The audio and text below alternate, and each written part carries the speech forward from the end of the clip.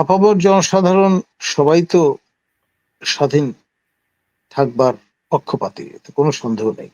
এখন বিষয়টা হচ্ছে আপনি আপনার সেই ক্যাপাসিটি আছে কিনা, আপনার সেই উইল আছে কিনা, এবং আপনি whether you are able to govern yourself, সেই উপযুক্ততা আপনি প্রদর্শন করতে পারছেন কিনা, এই বিষয়গুলো চলে আসবে।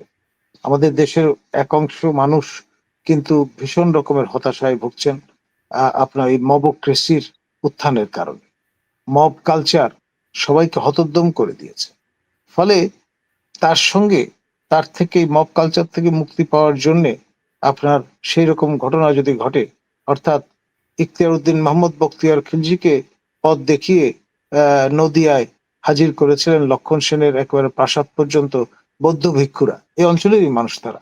আপনার তারা অত্যাচারিত বোধ করছিলেন। পাল রাজাদের পতনের পরে বৌদ্ধরা কোণঠাসা হয়ে পড়েছিলেন। দক্ষিণ ভারত থেকে আসা সেন বংশ তাদের এক ধরনের নিগ্রহের মধ্যে ফেলে দিয়েছিলেন। সেটি তারা পছন্দ করেননি। সেই জন্যই ভিনদেশি সেই তুর্ক আফগান জেনারেলকে মাত্র 18 জন সৈন্য নিয়ে ছদ্মবেশে আরবি তাজি ঘোড়ার ব্যবসায়ী এই ক্যামোফ্লাজ দিয়ে একদম লক্ষণ সেনের প্রাসাদে ঢুকিয়ে দিয়েছিলেন।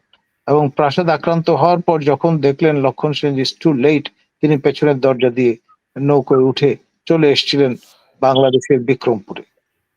তারপরও শখানেক বছর তার বংশের লোকেরা রামপালে রাজধানী স্থাপন করে এই অঞ্চল শাসন করেছে।